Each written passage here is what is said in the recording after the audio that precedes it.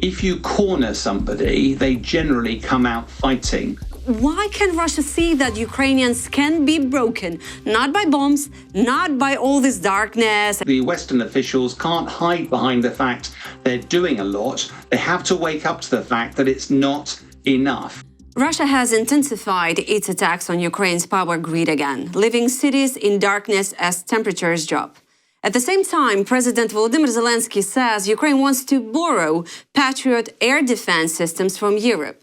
To discuss this and the broader situation on the front line, I'm joined now by retired Royal Air Force pilot and military analyst Sean Bell. Sean, it's a pleasure to have you here in our studio online. It's a pleasure to join you. Thank you for having me.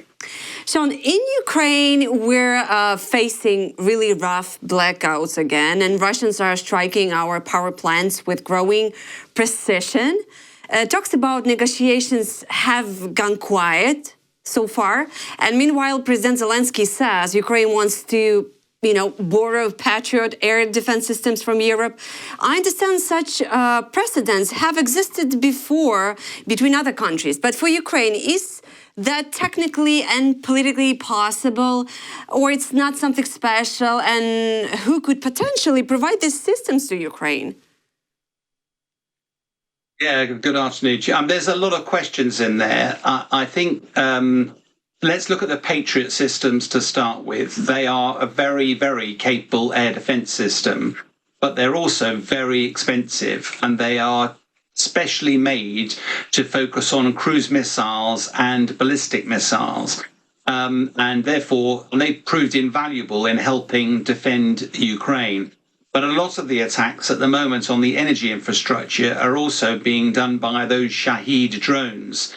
And those drones, the Patriot missile system is not the right system to shoot those down at all. So with Russia looking to try to launch 1,000 of these drones each day at times, trying to overwhelm the Ukrainian air defense system, that is a real challenge for Ukraine. I think the other part is that whilst I was out in Ukraine only a month ago and I recognise the attacks on the energy infrastructure, particularly at this time of year, are very difficult for Ukrainians, but I suspect that Russia is not just trying to make life miserable for Ukrainians. I suspect they're also trying to target the energy to stop your industrial base, because it's becoming increasingly effective at producing not just short-range drones, but also long-range drones, which have been punishing the Russian energy sector as well. Okay. Well, I don't know why this conversation still exists.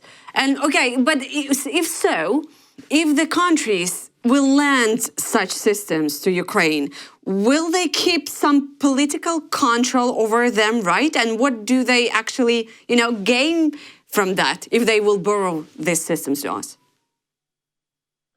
Well, yes, I think the conversation about weapons, if I was to be honest, is more about offensive weapons rather than the defensive weapons. I understand fully why Ukrainian people want to be protected, but ultimately this is about winning the war, not about protecting Kyiv or its civilian population. And at the moment, on the front line of the battle, as you well know, Russia is moving forward slowly. Ukraine is doing an amazing job of fighting and slowing Russia down, but Russia is moving slowly forward. The one area where Ukraine has hurt President Putin is attacking his energy infrastructure, and that has been the use of missiles and drones. The one thing that Ukraine needs, though, is long-range missiles so that it can target the whole of Russia's energy infrastructure, not just that which is quite close to the Ukrainian border. And that's why things like the cruise missiles, the Tomahawk missiles, and others are so sought by the Ukrainians, because if they could get hold of those, now all of a sudden there's a much bigger target set in Russia that could come available. And although Ukraine has been building its Flamingo missiles, which have proven very effective at targeting deep inside Russia, it is those Western missiles that I think Ukraine desperately needs if it's to press home its advantage against Russia. Okay. And Sean, all these new strikes on our energy grid, is it more about psychological terror? How do you assess that? Or because Ukraine's air defense system is getting overstretched? Yeah, there's lots of reasons behind it. I think every year that I've been involved commentating and visiting Ukraine, in the winter, Russia steps up its attack on energy because, unlike in my country, it gets very cold with you in the winter, and therefore you need the heating systems available. By taking out the energy, it makes life miserable. But if you look back in history, wars are not won generally by imposing on the population. In my country, during the Battle of Britain or the Siege of London, there were some dreadful acts committed against civilians, but that simply hardened their resolve.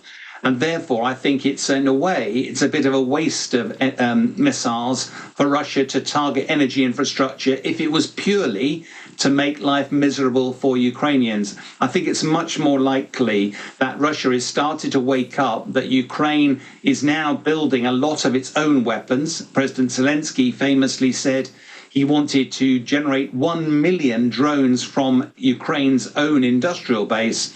Most of that needs energy. Energy can be vulnerable, and that's probably why Russia is focusing its efforts against the energy infrastructure in Ukraine. Oh, yeah. I think Putin is now more mad than ever.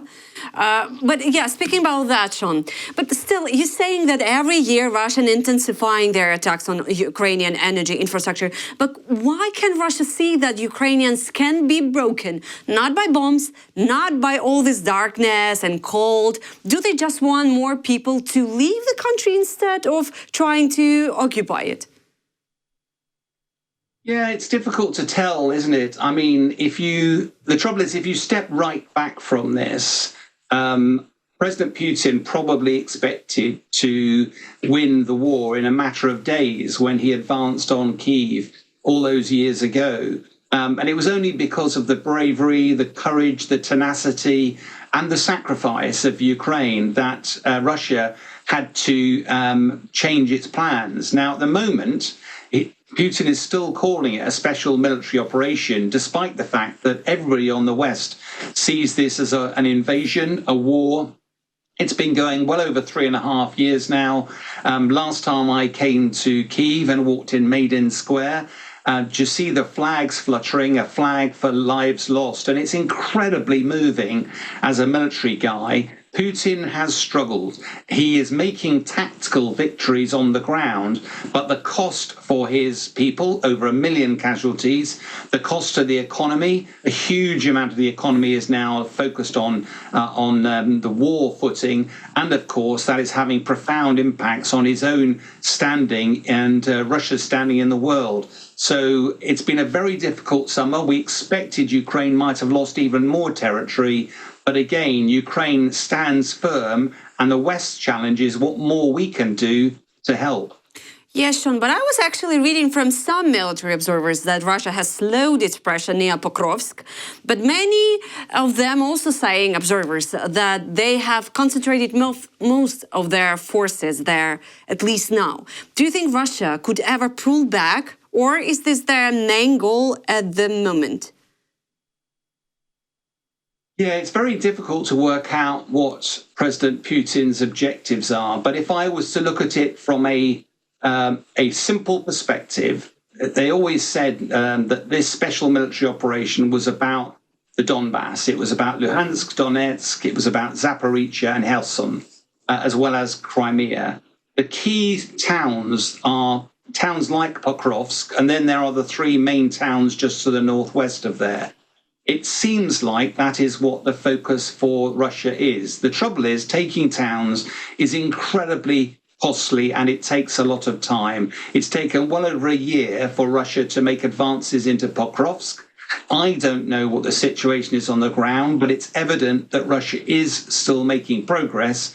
If it does make progress in that particular area, it's going to make life very difficult in Myronrad, I think it is, just to the northeast. And then, of course, there's the Kostiantynivka and the other towns to the north. But many Western observers believe that it will take years for President Putin to take those. And I think the appetite of the West to try to step up support for Ukraine will need to actually think long and hard to stop this becoming another 3 years of war. Yes, but how could the situation in Pokrovsk, change the overall course of the war and possibly all this negotiation process?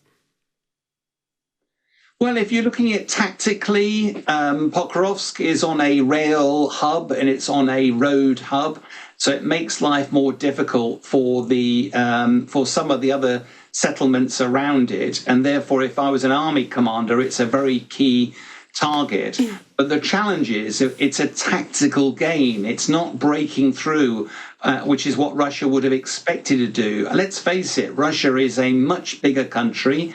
It has far more resources available. It's got its country on a war footing. It's got many more people to commit to the fight, and yet still it is only making very, very slow progress. But the fact is, it is making progress. And I think what's happening in the West at the moment is this stark realization that despite the fact there's a lot of support gone to Ukraine, whether it's weapons, whether it's tanks, whether it's fighter jets, whether it's money, but it's not enough. And despite all that support, Ukraine is still slowly losing. And the challenge, I think, for the West is there are other things that the West could do, not least of which longer range missiles, also establishing no-fly zones, and also putting pressure on both economically, but also militarily on to President Putin. All of those things would increase the pressure on Putin. It might not stop the war, but my goodness, would it make life a lot more difficult for Putin to continue it. Oh, Sean, you're definitely helping people to stay realistic. Your, answers like a cold shower, to be honest. Okay, but I was reading a few weeks ago that several military analysts suggested that Putin was losing control over the war and might look for a temporary truce. Have you seen any signs of that inside Kremlin? No, I think, there's been a couple of things recently, like Lavrov has fallen out of favor, or apparently fallen out of favor. One of the signs from the West, and as a student of military history, a lot of dictators, their power base isn't the people, it's the oligarchs around them. It's the people who have the money, who used to be able to enjoy the fruits of their wealth in Europe, now cannot do so. And eventually their patience runs out. But returning to your earlier theme, I take no pleasure in trying to paint the picture as I see it in Ukraine. But what I do try to do, one of the reasons I come out regularly and try to support, particularly the Ukrainian Air Force, try and save lives, improve morale and do our bit to help, is that we are brothers in arms, that it is a very difficult time for Ukraine. I think all of us feel a great deal of sympathy. There are lots of Ukrainian families who settled in the UK to try to keep away from the war, and we're trying to do our best to help it. We have a lot of problems in this country, but we are still providing a lot of money and support to Ukraine. And my efforts in this side, a tiny part, but it's all part of trying to step up support for Ukraine. If Ukraine was winning, I suspect the West would be a lot less interested in providing support. Okay, how would you describe the moment when you would realize that Ukraine is winning? What will be, or what could be, the turning point? For me, the best opportunity at the moment is if Tomahawk missiles were able to be provided to Ukraine, if Russia's energy infrastructure, not just that near the Ukrainian border, but deep inside Russia was targeted, that would have a huge impact on Russia's ability to fund the war. It would also provide fuel shortages for Russians. That would make life more difficult for them as well. And I think then you might see an effort for President Putin to start to sue for some form of peace. I think there will remain lots of challenges, though, not least of which President Putin probably will want to pause for a few years and then come again. And therefore, how does Ukraine secure long-term security guarantees from the West? Is that NATO? That doesn't look likely with the current American administration, but are there other ways in which the West could guarantee security? And I don't mean just a signature on a bit of paper, because obviously back in 1994, that didn't work, and therefore there'll need to be something rather more substantial than the Budapest Memo of 1994.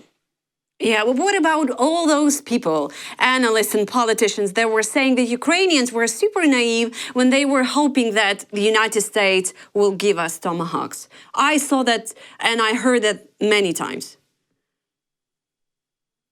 The danger is, once we start talking about President Trump, I find it very difficult to work out what his strategy is, whether in fact there is a strategy or whether it's simply a reaction.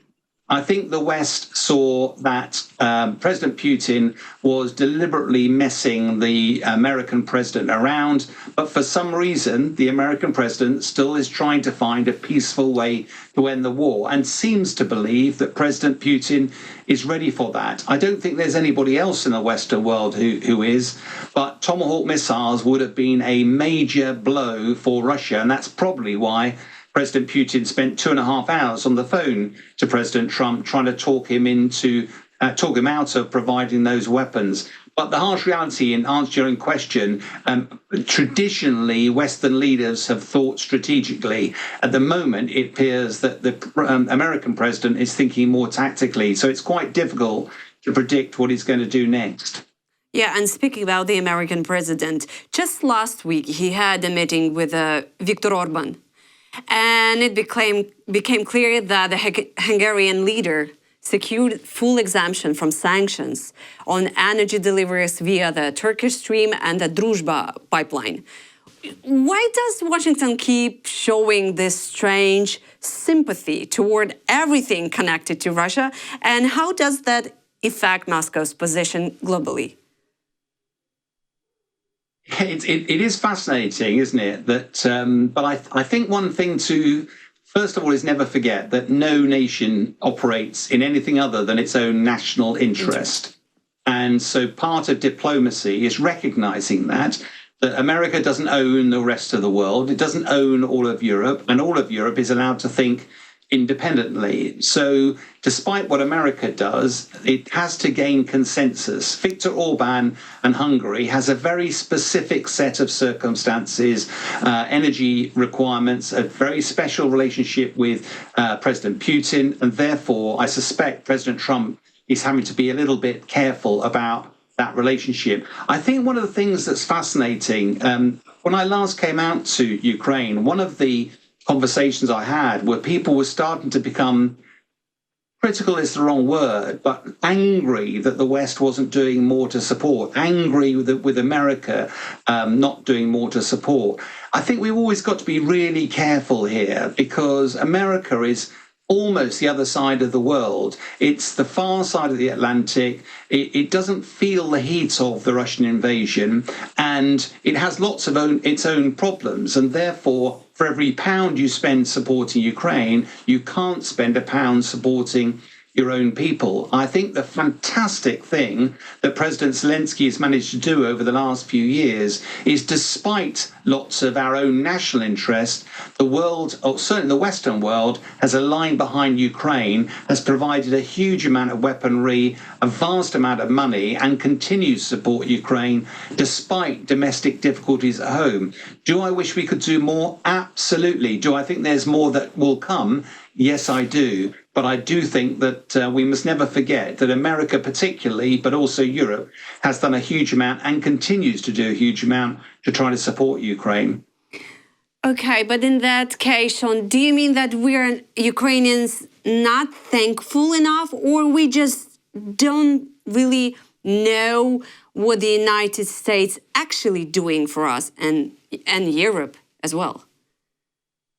No, the danger is I'm old and grey now. So things like saying that you're not doing enough or not thankful enough, that's not true at all. I think that Ukrainians are incredibly grateful. But every now and again, it is worth reminding people that we won't get progress by criticising America. We'll get progress by trying to find a way of securing more support from them. And I think that's something, it's one of the reasons I try to do interviews, one of the reasons with Ukrainian television, one of the reasons I do support for the media. As an ex-military guy, I'm a talking head for the Ministry of Defence. I get briefed regularly from the UK. I'm not allowed to use that directly, but it gives you a great background. And it may not be nice hearing about it, but it's trying to be practical, but also speak truth to power, so that our leadership back in the UK and in Europe understands that away from the gloss, away from the hype, it's very difficult for Ukraine at the moment, and therefore what more can we do?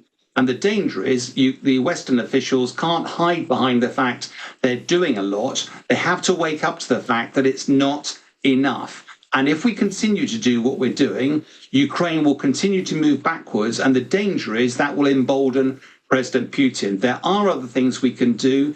It does risk escalation. But in my humble opinion, we have to do that if we are to stop President Putin and also set an example to China, North Korea and Iran, who otherwise might be emboldened to also start conducting military operations away from their own shores. Yeah, you're right. Well, it's a really fine line in that issue. You know, Sean, just a year ago, we had some international conference in Kyiv, a very huge one. It was like a Yalta European strategy that are happening in Kyiv in Ukraine. So, and there was a delegation from Scandinavian countries, from Norway, from Denmark, and they were saying that, listen, to be honest, sometimes we don't know enough. What do you need? What weapon do you need?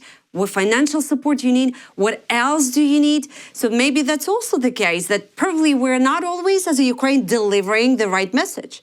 And probably thanks to you, people like you, it's, happening faster. I think that's a really good point. And I don't think it's a criticism. I just think it's an observation. One of the things I would observe is that in my military, the Royal Air Force was formed as an independent service over 100 years ago. Why was it done like that? It was because in the West, we believed you'd get more effective use of air power if it was independent rather than being part of the army. Now, the Ukrainian military, as well as the Russian military, the Air Force isn't independent. It's just an airborne artillery arm of your army units. Now, therefore, when the West is trying to support Ukraine, they genuinely believe that the air power would be more effective if it was used the way that the West uses air power. That's why we split our Air Force out from its army units to try and make it more effective. Now, does that make it right? No, it doesn't. Ukraine has to fight the way it chooses to fight. But that does create some frustrations because at the moment, I'm being generic now, nearly all the focus, understandably, is on your front line. It's on the soldiers who are fighting on the front line. But the air power, your F-16s particularly, could potentially be a lot more effective in this fight if they were able to operate under more like Western doctrine, with Western support, Western tactics, Western strategy. And that is something that is a little bit frustrating when you sit back. Now, I know that our service chiefs are trying to support the Ukrainian service chiefs because this is not just about equipment.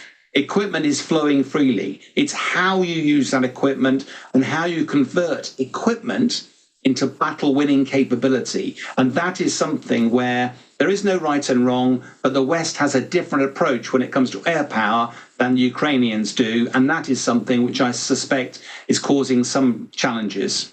Yeah. Absolutely. And Sean, finally, if Putin really is running out of strength, how can Europe take advantage of that moment? Well, that is a great question because if you look at it from a purely military perspective, if you corner somebody, they generally come out fighting. So the challenge is, how do you create an off-ramp to allow Putin to step away and bring the war to an end? The problem with that is, of course, that inevitably means compromises. And those compromises are not going to be very palatable. Ultimately, it'll be for Ukrainians and President Zelensky to decide the terms under which the war is brought to an end. But I do think pressure is mounting on President Putin. I don't think we're seeing any signs that the war will end in the coming days or weeks. But as we've discussed earlier, I think there are ways in which pressure could continue to mount on President Putin. And I suspect that's what President Trump is trying to do, to keep the options open for Putin to start talking. Because however unpalatable, at least that will start the beginning of the end and mark the potential of bringing this dreadful war to an end. And if I could add one more thing, when I was out last time, a couple of people said to me, well, if Ukraine ends up losing a lot of its territory, what will all the fighting have been for? I think I'm a much more half full about this, that nobody in the West really expected Ukraine to last this long. Ukraine has done an amazing job. It's amazing heroic activities, courage and sacrifice. And whatever the future holds, I'm confident there will be a proud and independent Ukraine, a sovereign Ukraine, able to look after itself in the future, and will be incredibly proud that it survived this awful chapter of its history. We've got to get there, and I know it's going to be difficult compromises, but ultimately this war has to be brought to an end, and Ukraine has to be safe and secure and proud and take its place in Europe. Oh, wow. Sean, thank you so much for such a brilliant answers that are inspiring and realistic at the same time and refreshing. And thank you for everything that you are doing to Ukraine. I'm humbled every time I come out. I'm humbled at what you guys and girls do, and anything we can do to help. I think you deserve better. And I brought back a bottle. I was given a bottle of schnapps by some of your armed forces, which traditionally they'd expect you to open at the time and share it. And I stood in front of them. I said, I'm not going to open this, but I will return to you when the war is over, and we will share a drink when the war is over. I stand by that pledge. Yeah, I bet it's going to be like this. Thank you. Thank you so much for your time. You're welcome.